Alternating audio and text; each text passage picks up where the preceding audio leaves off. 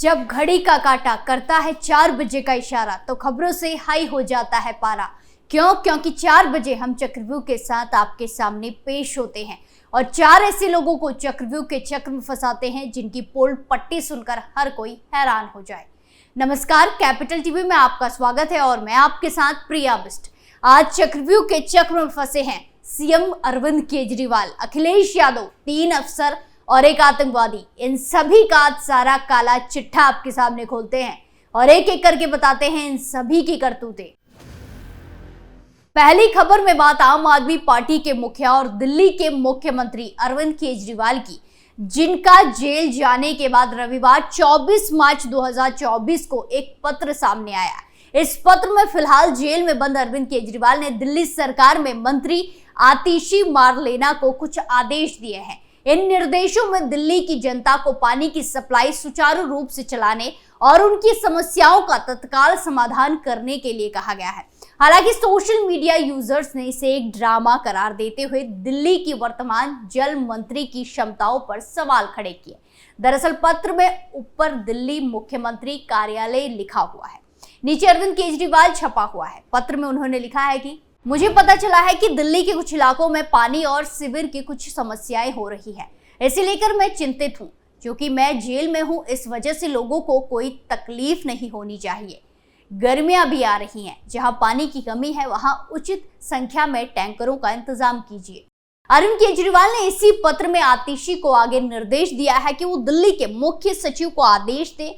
इस आदेश में जनता को कोई तकलीफ ना होने का ध्यान रखने के लिए कहा गया है। अरविंद केजरीवाल ने आतिशी से कहा है कि जरूरत पर वो उपराज्यपाल का भी सहयोग ले। अरविंद केजरीवाल ने उम्मीद जताई है कि दिल्ली की समस्याओं के समाधान में उपराज्यपाल भी मदद करेंगे। इस पत्र में आतिशी मारलेना का भी बयान आया है। उन्होंने अरविंद केजरीवाल द्वारा खुद को चिट्ठी भेजने जाने की पुष्टि की है। एक प्रेस कॉन्फ्रेंस के जरिए उन्होंने अरविंद केजरीवाल को दिल्ली की जनता का शुभचिंतक बताया। वहीं ये पत्र वायरल होते ही लोग तरह तरह के कमेंट करने लगे हैं। एक यूजर ने अरविंद केजरीवाल के इस पत्र को ड्रामा करार दिया है। लिखा है कि दिल्ली के लोगों का ध्यान रखने के लिए आतिशी मारलेना अपनी तरफ से फैसले क्यों नहीं ले सकती है। यूजर ने इसे अरविंद केजरीवाल का मीडिया और पब्लिसिटी स्टंट करार दिया। दूसरे यूजर ने लिखा कि जेल जाते ही जनता की समस्याएं याद आने लगी। जब शीश महल में थे तब उनको दिल्ली की समस्याओं का पता ही नहीं चलता था, लेकिन भ्रष्टाचार में अंदर तक जाते ही जनता की समस्या का पता चलने लगा है। जब जल मंत्री को इस बात का पता नहीं है कि कहां पानी की समस्या है और कहां सीवर की समस्या है, तो उसे कामचोर और निकम्मेपन के लिए इस्तीफा देना चाहिए। इसके अलावा कई अन्य सोशल मीडिया यूजर भी इस पत्र को पब्लिसिटी स्टंट बताकर तमाम तरह के सवाल खड़े कर रहे हैं।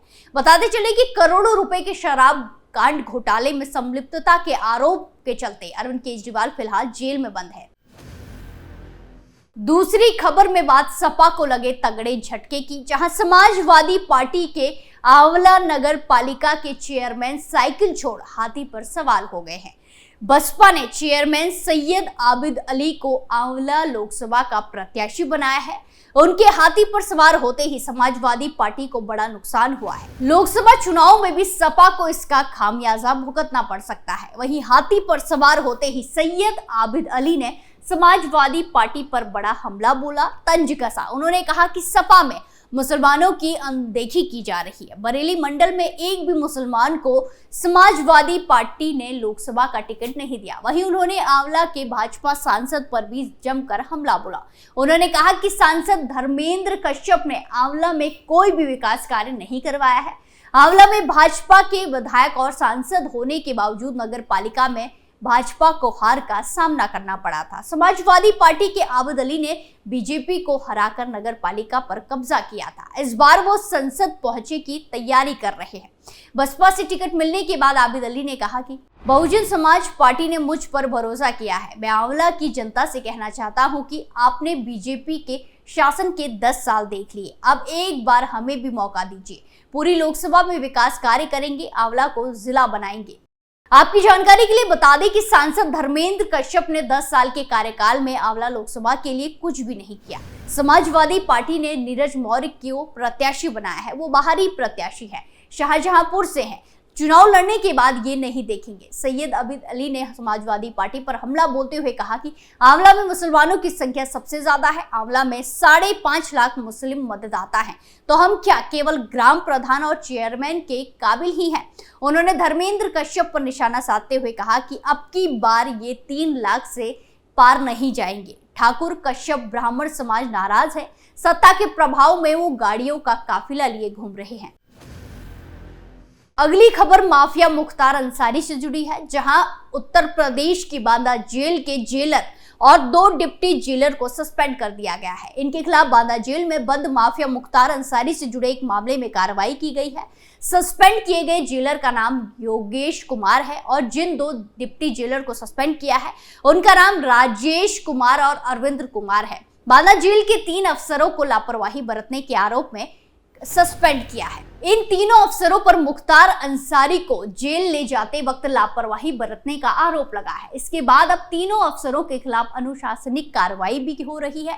मुख्तार अंसारी को लेने जाने के दौरान लापरवाही बरतने के आरोप में ये कार्रवाई हुई। तीनों अफसर के निलंबन के दिन ही मुख्तार अंसारी ने बांदा कोर्ट में अर्जी दी थी कि उसे जहर देकर मारने की साजिश रची जा रही है। गौरतलब है कि बीते 12 मार्च को माफिया मुख्तार अंसारी को करीब 36 साल पुराने गाजीपुर के फर्जी सशस्त्र लाइसेंस मामले में आजीवन कारावास की सजा सुनाई गई थी। मुख्तार अंसारी पर जुर्माना भी लगा था।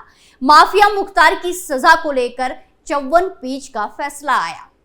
एमपी एमएलए कोर्ट विशेष न्यायाधीश अवनीश गौतम की अदालत ने मुख्तार अंसारी को सजा सुनाई थी। इस दौरान मुख्तार को वीडियो कॉन्फ्रेंसिंग के जरिए पेश किया गया था। इसी अदालत ने ही 5 जून 2023 को अवधेश राय हत्याकांड में मुख्तार अंसारी को उम्र कैद की सजा सुनाई थी। मुख्तार को अब तक 7 मामले में सजा हो चुकी है, जबकि 8वें मामले में दोषी करार दिया गया है। अभियोजन पक्ष का मुख्तार अंसारी के खिलाफ आरोप था कि 10 जून 1987 को 2 नाली कारतूसी बंदूक के लाइसेंस के लिए जिला मजिस्ट्रेट के यहाँ प्रार्थना पत्र दिया गया था। जिलाधिकारी और पुलिस अधीक्षक के फर्जी हस्ताक्षर से संस्तुति प्राप्त कर सशस्त्र लाइसेंस प्राप्त कर लिया गया था।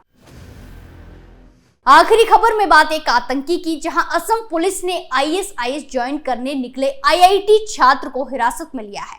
उसका नाम तौसीफ अली फारूकी है। वो मूल रूप से दिल्ली के जामिया नगर का निवासी है, जो आईआईटी गुवाहाटी में बायोटेक्नोलॉजी के 4थे साल में पढ़ाई कर रहा था। पुलिस को तौसीफ की सूचना एक ईमेल के जरिए मिली थी। पुलिस ने छानबीन की तो उसके हॉस्टल के कमरे से एक काले रंग का झंडा भी मिला है। अब असम पुलिस की एसटीएफ यूनिट मामले की जांच कर रही है। आपको बता दें कि ये कार्रवाई शनिवार 23 मार्च 2024 को की गई है। तौसीफ अली ने अपने लिंक्डइन पर खुला पत्र लिखकर अपने आईएसआई में जाने की सूचना दी थी। वहीं पुलिस को इस बारे में एक ईमेल के जरिए सूचना मिली थी। माना जा रहा है कि इसे खुद छात्र ने पुलिस के पास भेजा था। ईमेल में उसने दावा किया था कि वो प्रतिबंधित संगठन के प्रति निष्ठा की शपथ ले चुका है। साथ ही उसने लिखा था कि वो आईएसआई में भर्ती होने के लिए निकल चुका है। इस ईमेल की फौरन जांच कराई गई। जांच के दौरान पता चला कि ईमेल भेजने वाला छात्र शनिवार से ही फोन बंद करके लापता है। इसके बाद पुलिस ने छात्र की तलाश शुरू कर दी। आखिरकार शनिवार की शाम उसकी लोकेशन गुवाहाटी से लगभग 30 किलोमीटर दूर हाजो इलाके में मिली। पुलिस ने दबिश देकर छात्र को हिरासत में ले लिया।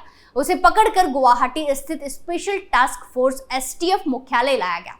यहाँ संदिग्ध से पूछताछ की जा रही है। अपने पत्र में आईएसआई ज्वाइन करने निकले तौसीफ ने कहा कि वो अपने आप को भारतीय संरचना से दूर करता है, जिसमें उसके हिसाब से तथाकथित भारत का संविधान और अन्य संस्थान शामिल है। इसके बाद उसने अपने पत्र में इस्लामिक स्टेट ज्वाइन करने की जानकारी दी। उसने ये भी कहा कि वो ये यात्रा पैदल करना चाहता है। अगर कोई काफिर रोकना चाहता है तो उसे उसका सामना करना पड़ेगा। अपने पत्र में उसने उन रास्तों की पूरी जानकारी दी है जहां से वो जाने वाला था। आखिर में उसने हिंदुओं को काफिर कहते हुए अल्लाह के आगे सिर झुकाने को भी पत्र में लिखा है।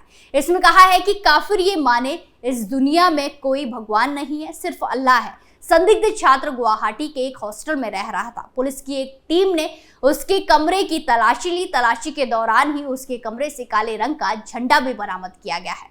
पुलिस अधिकारी कल्याण कुमार पाठक ने बताया कि अभी कुछ भी कहना जल्दबाजी होगी। मामले की जांच की जा रही है। बताते चले कि अभी महज 4 दिन पहले असम पुलिस ने ISIS के भारत प्रमुख हारिश फारूकी को उसके साथी अनुराग सिंह के साथ गिरफ्तार किया था। आज हमने देखा कैसे चक्रव्यूह के चक्र में सीएम अरविंद केजरीवाल, अखिलेश यादव, 3 अफसर और एक आतंकवादी फंसे और उनकी पूरी पोल पट्टी खुलकर सबके सामने आ गई। चक्रव्यूह में फिलहाल के लिए इतना ही, फिर पेश होंगे सनसनीखेज खुलासों के साथ। बाकी तमाम खबरों के लिए देखते रहिए कैपिटल टीवी उत्तर प्रदेश। नमस्कार।